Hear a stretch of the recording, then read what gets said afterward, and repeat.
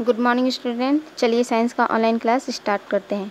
बच्चों, पिछला चैप्टर में हम लोगों ने गेम की तैयारी कर ली थी। आज हम लोग गेम शुरू करेंगे, तो चलिए स्टार्ट करते हैं। Teacher will give one card to each student who is playing the game, यानी कि शिक्षक प्रत्येक स्टूडेंट को एक एक कार्ड देंगे जो प्लेइंग द गेम, जो इस खेल में भाग ले रहे हैं, यानी कि जो इस खेल को खेल रहे हैं। आगे देखिए, that child will put it on his chest so that everybody else can see it. और प्रत्येक बच्चे को, है ना, यानी कि जो बच्चे हैं उनको वह कार्ड अपने चेस्ट पर इस प्रकार लगाना है कि उसको एवरीबडी यानी कि हर कोई देख सके। चलिए, प्रत्येक बच्चा जो खेल रहा है वो देख सके। This way each child will get a name, है ना, इस प्रकार सभी बच्चों को एक नाम मिल जाएगा। Now all the players will stand in a group. अब सभी बच्चे एक समूह में खड़े हो जाएंगे। When the teacher instruction living being will move to the left and non living things to the right hand side. जब टीचर इंस्ट्रक्शन देंगे, यानी कि कहेंगे कि लिविंग बीइंग यानी कि सजीव, है ना, जो सजीव हैं वो लेफ्ट हैंड साइड में हो जाए, और जो नॉन लिविंग यानी कि निर्जीव हैं वो राइट हैंड साइड में हो जाए। अब आगे बोला जा रहा है कि now all the living things will from a group on the left side of the teacher and all the non living things will from another group on the right side of the teacher. यानी कि जो living things हैं, यानी कि जो सजीव हैं, वो टीचर्स के जो टीचर हैं, है ना, उसके लेफ्ट साइड में हो जाएंगे, ठीक है, और जो नॉन लिविंग यानी कि जो निर्जीव हैं वो टीचर्स के राइट साइड में हो जाएंगे, ठीक है। चलिए आगे देखते हैं। Now plants and animals will also separated, है ना, अब जो पौधे हैं और एनिमल हैं वो भी अलग हो जाएंगे। Now all the players will sit in the circle in any order. अब सभी बच्चे किसी सर्कल में, है ना, किसी गोले में किसी भी ऑर्डर पे बैठ सकते हैं। The rest of the student will stand behind them and watch the game. जो रेस्ट बच्चे हैं, यानी कि जो विद्यार्थी गेम में भाग नहीं ले रहे हैं, यानी कि जो शेष विद्यार्थी हैं, वो इनके पीछे खड़े होकर खेल देखेंगे। चलिए आगे बढ़ते हैं।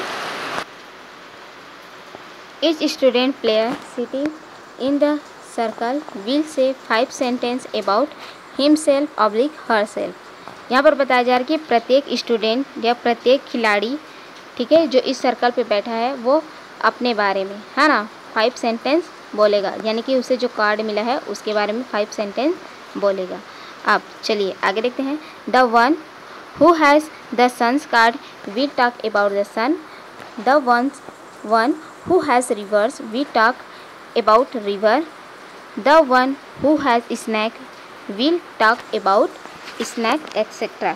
यानी कि एक जो खिलाड़ी है ना, यानी कि जो खेल रहा है, जिसे सूरज का कार्ड मिला है वह सूरज के बारे में, जिसे नदी का कार्ड मिला है वह नदी के बारे में, और जिसे सांप का कार्ड मिला है वह सांप के बारे में बोलेगा, इत्यादि। चलिए आगे देखते हैं। The player Who has got sun card will start the game। ठीक है, सूरज बना हुआ विद्यार्थी खेल शुरू करेगा। He will take the ball of rope in his hand and tie in or the middle finger of any of his hands and then throw the ball to any child whom he feels sun could be related to। देखिए, अब बोला जा रहा है कि वह, है ना, सुतली का जो गोला है, ठीक है, बॉल ऑफ रोप, यानी कि जो सुतली का गोला है उसे अपने हाथ में लेकर किसी एक हाथ की, ठीक है, जो मिडिल फिंगर है, ठीक है, किसी हाथ की एक मिडिल फिंगर में, है ना, सुतली का एक सिरा कसकर लपेट लेगा। फिर वह गोले को ऐसे विद्यार्थी को थ्रो करेगा, यानी कि फेंकेगा जिससे उसका कोई संबंध हो। ठीक है बच्चों, समझ में आया। यहाँ पर बताया जा रहा है कि सुतली का गोला, है ना, अपने हाथ में लेकर उसे अपनी तर्जनी उंगली पर क्या कर देना है, कस के लपेट लेना है और फिर वह उस गोले को ऐसे विद्यार्थी की ओर फेंकेगा जिससे उसका कोई संबंध हो, यानी कि सन से कोई संबंध हो। ठीक है, चलिए आगे दिया है like if he feels that sun could have a relationship with the mango tree he can throw the ball of the mango tree.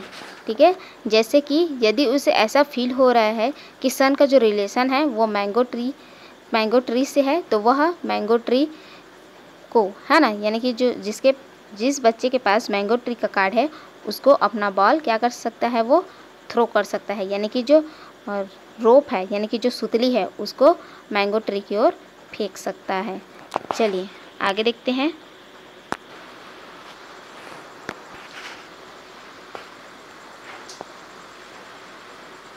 अब आगे देखिए, the child who is acting as a mango tree can throw the ball further to someone he feel the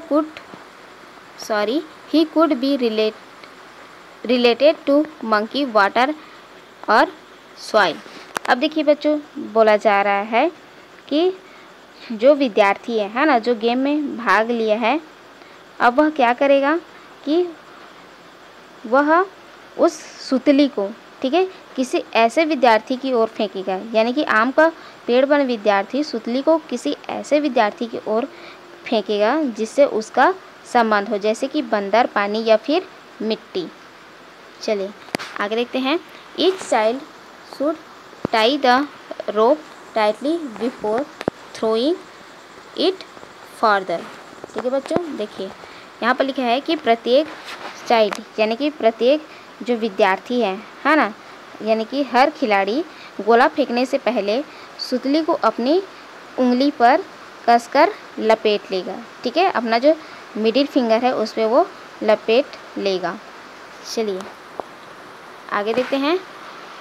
rope should he help tightly between two children, यानी कि जो रस्सी है ना, वो दो खिलाड़ियों के बीच में कैसी होनी चाहिए, हेल्प टाइटली, यानी कि एकदम तना हुआ होना चाहिए। ठीक है बच्चों, समझ में आया? जो दो खिलाड़ियों के बीच सुतली है ना, वह तनी हुई रहनी चाहिए। चलिए आगे देखते हैं। One player may get the ball more than once और मेनी टाइम्स, यानी कि एक जो प्लेयर है ना, यानी कि बताया जा रहा है कि एक खिलाड़ी को कई बार गोला दिया जा सकता है। ठीक है, एक खिलाड़ी को एक से अधिक बार गोला दिया जा सकता है। ठीक है, आगे लिखा है this way the game will continue till all the rope is utilised मतलब कि उपयोग करना। ठीक है, तो यहाँ पर बोला जा रहा है कि इस प्रकार का खेल तब तक चलता रहेगा जब तक सुतली समाप्त न हो जाए। ठीक है, जब तक सुतली है ना, उसका यूज़ हम लोग कर सकते हैं, तब तक इस खेल को कंटिन्यू करते रहना है। ठीक है, चलिए आगे देखते हैं। You will observe that because of relationship between the different components of the environment, a wave-like things is formed between them। देखिए बच्चों, यहाँ पर लिखा है कि आप देखेंगे कि पर्यावरण के जो कंपोनेंट्स हैं, यानी कि घटकों के बीच आपस में संबंध होने के कारण एक वेव बन गया है, यानी कि एक जाल बन गया है। अब लिखा है आगे, all the living and the non living components are depend on each other। ठीक है, यानी कि पर्यावरण के सभी सजीव व निर्जीव घटक एक दूसरे पर निर्भर करते हैं। चलिए आगे देखते हैं।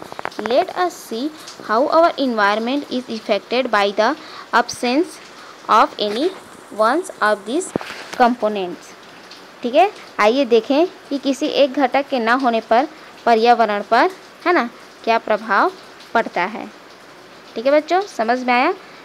यहाँ पर बताया जा रहा है कि आइए देखें कि किसी एक घटक के न होने पर पर्यावरण पर क्या प्रभाव पड़ता है। चलिए आगे बढ़ते हैं। Now all the player should loosen the rope from their fingers one by one and then again tie it tightly. अब एक एक खिलाड़ी बारी बारी से अपनी उंगली में बंधी है ना, जो सुतली है उसको खोलें और फिर कस कर बांध लें। ठीक है बच्चों, जो वो लपेटे हैं अपनी उंगली पे, है ना, उसको क्या करें, वो खोल लेना है और उसको कस के बांध लेना है। आगे देखते हैं, what do you observe when even one player लूजन the rope from his finger. देखिए बच्चों, यहाँ पर लिखा है कि किसी भी खिलाड़ी द्वारा सुतली खोले जाने पर जीवन के जो वेव है ना, उस पर क्या असर पड़ता है। ठीक है, क्वेश्चन है, देखिए, what do you observe when even one player लूजन the rope from his finger. यानी कि जब खिलाड़ी, है ना, जब किसी भी खिलाड़ी द्वारा सुतली खोले जाने पर, ठीक है, जो वेव बना हुआ है उस पर क्या असर पड़ता है। चलिए आगे देखते हैं, does the wave become loose. ठीक है, क्या वह जो वेव है ना, बिकम लूज, वह ढीला हो जाता है। आगे लिखा है, this loosening of net indicate the absence of any one components of the environment. ठीक है बच्चों, फिर से समझिए, the losing of net indicate the absence of any one components of the environment. यानी कि यह जो लूज होना है, यानी कि यह ढीला होना, ठीक है, पर्यावरण में किसी घटक की अनुपस्थिति के कारण, ठीक है, पर्यावरण में होने वाले, ठीक है, जो असंतुलन है ना, पर्यावरण में जो असंतुलन होता है उसको दर्शाता है। ठीक है बच्चों, समझ में आया कि यदि मान लीजिए, है ना, कोई कंपोनेंट्स यानी कि कोई घटक क्या है, अब्सेंस है, ठीक है, तो जो जीवन का नेट है ना, जो जाल है वो क्या हो जाएगा, लूजनिंग हो जाएगा, यानी कि वह ढीला हो जाएगा। ठीक है बच्चों, तो उसी को यहाँ पर समझाया गया है कि किसी भी घटक की अनुपस्थिति के कारण पर्यावरण में होने वाले असंतुलन को यह दर्शाता है। ठीक है बच्चों, चलिए, लूज हो जाएगा कहने का मतलब है पर्यावरण का जो संतुलन है वो ढीला हो जाएगा। आगे देखते हैं, is there any components whose absence will not make any difference। यानी कि क्या पर्यावरण का कोई ऐसा घटक है जिसके ना होने पर कोई प्रभाव ना पड़े। ठीक है बच्चों, क्वेश्चन मार्क दिया है कि पर्यावरण का कोई ऐसा घटक है जिसके ना होने पर कोई प्रभाव ना पड़े। ठीक है बच्चों, सोचिए और सोच के इसका आंसर लिख के ज़रूर भेजिएगा। ठीक है बच्चों, तो ये रहा आज का गेम। नेक्स्ट वीडियो में हम लोग आगे की पढ़ाई करेंगे। तब तक के लिए थैंक यू।